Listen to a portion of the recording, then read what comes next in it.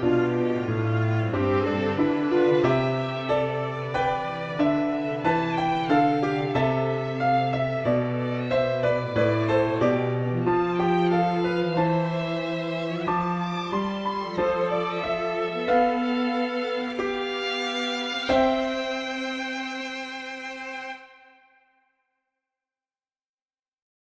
first I'm going to start off with what could be called a piano staff, an 11-line staff, where you have the 5 lines of the bass staff and the 5 lines of the treble staff, where you could think of one line in the middle of both of those as your middle C. This is a really good staff to write with, whether you're thinking about 4-part writing, or you're just thinking about a bass part and a soprano part. We're going to look at middle C, okay, and we're going to identify that. This could be known as C4 when you're looking at your piano. When you get into MIDI, it's not exactly C4. It could be C2, it could be C3, so you don't exactly know. So you really want to know that it's middle C is the note that I'm talking about here. When you're looking at a piano and you're not thinking about MIDI or a DAW, D-A-W, you're always going to think middle C is C4.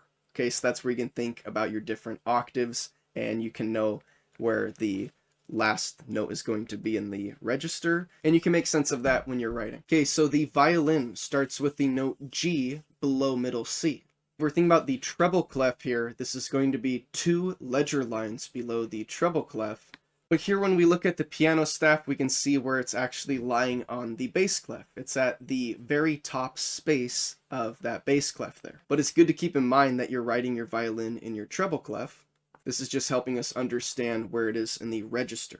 Okay, so now we're going to think in fifths for the violin, and the violin has 4 strings. So starting from G, we're going to go up a fifth. We're going to land on D, which we can see is that space below the treble staff. We're going to go up another fifth. We're going to land on the note A. We can see this is the second space of the treble clef. Then we're going to go up 1 more fifth to our last note, which is going to be our 4th string of our violin. This is going to be the note E. Again, I'm going to have a whole separate video about this, so I'm going to get a lot more into this and we'll comprehend this more, but just to plant a seed, because we have each one of these strings on each one of these lines, the violin can play from those strings and it can go higher when it adds a finger, but it can't go lower than that. So we can kind of see what the violin is able to play just from looking at those notes. Next, the viola also has 4 strings. It's also tuned in fifths, and pretty simply, it's a fifth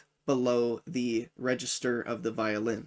Okay, so let's look at this. I'm going to line up the alto clef on middle C so we can see where middle C is. We can also see where this would lie if we're actually thinking about scoring for the viola. The viola is going to be scored in the alto clef usually. So we're simply thinking a fifth below this. I'm going to put the notes to the side of this so we can differentiate the different instruments. So we're going to go to the lowest note of the violin, the G, and we're just going to go a fifth below that, which is going to be C below that. Now here's where we can quickly look at the register and see that this is the C below middle C. Since middle C is C4, we're looking at C octave 3. After this, I was just saying that the viola is a fifth below the violin, and it's also tuned in fifths. So now all that we have to do is go up a fifth above that C. We have a G. Let's go up another fifth. We have a D. Let's go up another fifth. And we have the last string of the viola, an A.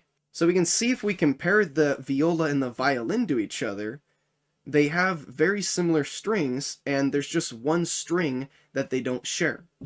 The lowest string of the viola is not shared with the violin, and the highest string of the violin is not shared with the viola.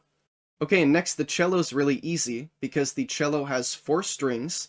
These use the same notes as the viola, but it's just an octave lower. So if we look here on the register, we're going to first start C an octave lower than before, and that's going to land us 2 ledger lines below the bass clef. If we go up a fifth from there, we're going to go to the 2nd string of the cello. We see G, the 1st line of the bass clef. We go up another fifth, we see D, and we go up another fifth, and we have A. And what the player plays is what's coming out the instrument for the violin, the viola, and the cello. So these are the actual registers of the notes. Like I was saying, this is what the string is able to play. The string can go higher than this, but it can't go lower than this. So this can kind of help us imagine what the instrument's able to do. So we see they're all tuned in fifths, and the nature of the registers is quite simple. The next one is the odd one out, the double bass. The double bass also has 4 strings, but these are tuned in fourths. This has to do with the history of the double bass. The double bass is not derived from the violin, but it is actually left over from a different family of stringed instruments called the viols. This has to do with why it is tuned in fourths instead of fifths. So we're still going to look on the bass clef, and we're just going to realize that these are the representation of the notes for the double bass, but the sound that is actually going to come out of the instrument when the player plays that note is just going to be an octave lower. Okay, so we're going to start on E, which is going to be 1 ledger line below the bass clef. We're going to go a fourth above that. That's going to land us on the first space of the bass clef, which is going to be the note A. This is the second string of the double bass.